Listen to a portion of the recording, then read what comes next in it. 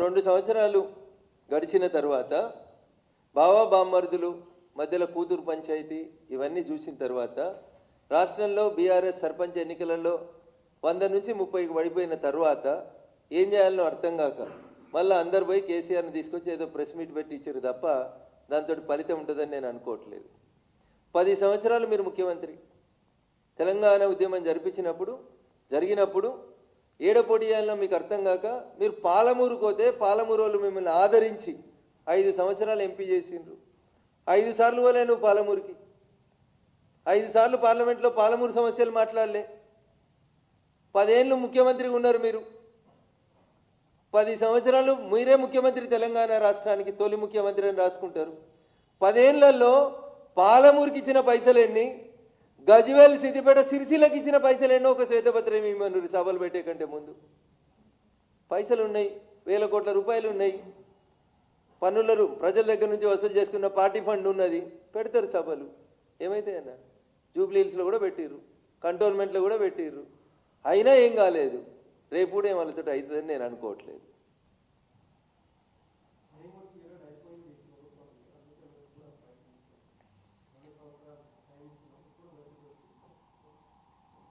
నేను అదే చెప్తాను, ఉనికిని కోల్పోతుందేమో అనేటువంటి భయంతో కొడుకు అల్లుడు బిడ్డల మధ్యలో జరుగుతున్నటువంటి త్రిముఖ పోరులో కొంతమంది ఎమ్మెల్యేలు ఈ మధ్యలో కేటీఆర్ తోటి అయితలేదు, హరీష్ రావుని పార్టీ ప్రెసిడెంట్ చేయరి, వర్కింగ్ ప్రెసిడెంట్ చేయండి అనేటువంటి సన్నాయి నొక్కుతున్న తరుణంలో ఇంత పార్టీ ఉంటుందో ఉండదో, ఇడిగే బిడ్డ బయటకు పోయి నోటికి వచ్చినటువంటి మాటలు మాట్లాడుతుందనే భయంతో సార్ బయటకు వచ్చినట్టు కనబడుతుంది తప్ప కొత్త ఫలితం ఏం లేదు, ప్రజలకు వచ్చే లాభం అంటూ ఏం లేదు.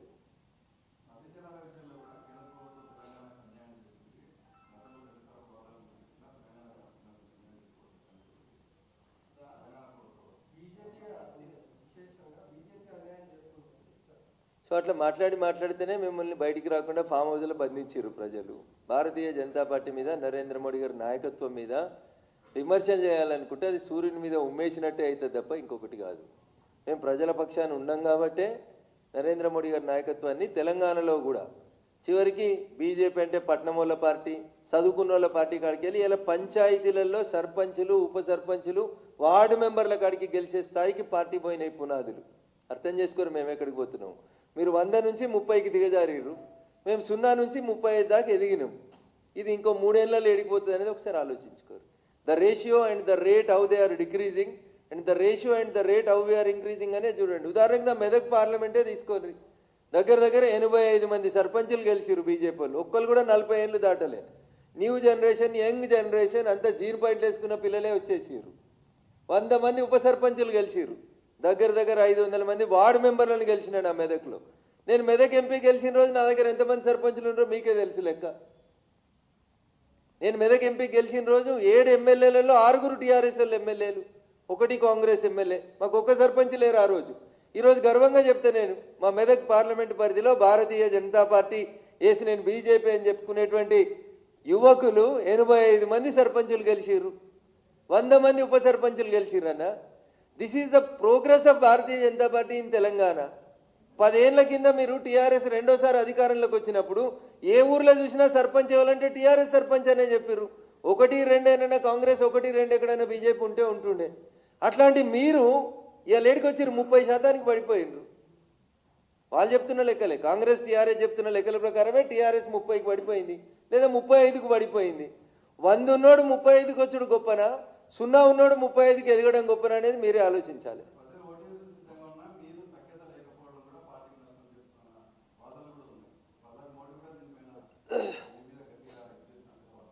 తెలంగాణలో మీడియా చైతన్యానికి కృతజ్ఞతలు.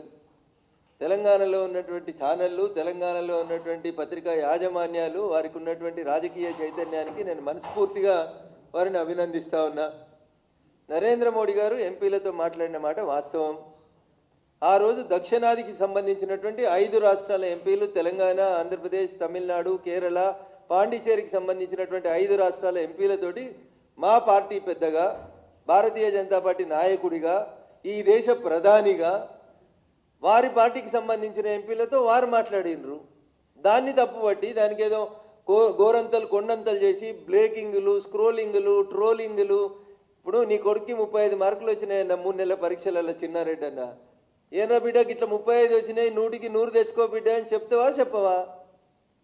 6 నెలలకి మార్కులు పెంచుకోని చెప్పి ట్యూషన్ టీచర్ని పెడతావా పెట్టవా?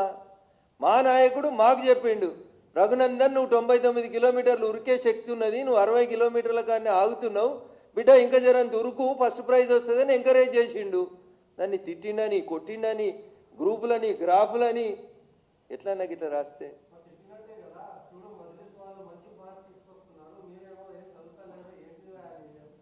మజ్లీస్ తోటి కంపేర్ చేసింది. మజ్లీస్కి ఎన్ని ఎమ్మెల్యేలు ఉన్నారు, మజ్లీస్కి ఎన్ని ఎంపీలు ఉన్నారో మీకు తెలుసు. మజ్లీస్ తోటి కంపేర్ చేసింది ఏదో ఒక సందర్భంలో సోషల్ మీడియా గురించి ఒక మాట అన్నారు అంతే. దానికి మజ్లీస్ మాకంటే బాగా చేస్తుందని అనలేదు వారు. 100కి 100% మీడియాలో వచ్చినాయి 100% కరెక్ట్ కాదు.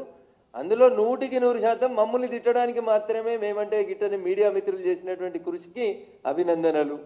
మీ తిట్లే మాకు ఆశీర్వచనాలుగా, మీరు పెట్టే శాపనార్థాలే మాకు సూచనలుగా తప్పకుండా తెలంగాణ రాష్ట్రంలో భారతీయ జనతా పార్టీని అధికారంలోకి తెచ్చేదాకా 7 మంది ఎమ్మెల్యేలు 8 మంది ఎంపీలు 3 ఎమ్మెల్సీలు 1 రాజ్యసభ సభ్యుడు అందరం కలిసి అందరి లక్ష్యం ఒకటే, అర్జునుని లక్ష్యం పక్షి కన్నెట్లయితుందో మా లక్ష్యం భవిష్యత్తులో జరిగే తెలంగాణ రాష్ట్ర శాసనసభ ఎన్నికల్లో ఈ రాష్ట్రంలో భారతీయ జనతా పార్టీని అధికారంలోకి తీసుకురావడమే మా లక్ష్యంగా పనిచేస్తాం.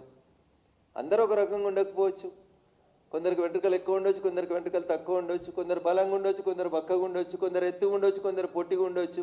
దాన్ని కూడా మీరు కంపేర్ చేసి రాస్తే ఎవరేం చేస్తారన్నా? సో ఇది మనిషి 140 కోట్ల మంది జనాలలో ఒకరిని పోలిన మనిషి ఒకరు ఉండరు కదన్నా. 8 మంది ఎంపీలు ఒక రకంగా ఎట్ట కనబడతారన్న? మీకు కనబడరు. ఖచ్చితంగా ఉంటాయి తేడాలు, బాడీలో తేడా ఉంటుంది, భాషలో తేడా ఉంటుంది, ఆర్థికంగా తేడా ఉంటుంది, రకరకాలైనటువంటి తేడాలు ఉంటాయి. మీరు గా తేడాలని చూపిస్తారు. కానీ మా అందరి లక్ష్యం ఒకటే, అది కమలం గుర్తు, తెలంగాణ రాష్ట్రంలో అధికారంలోకి తీసుకురావడం తప్ప వేరే లక్ష్యం లేదు.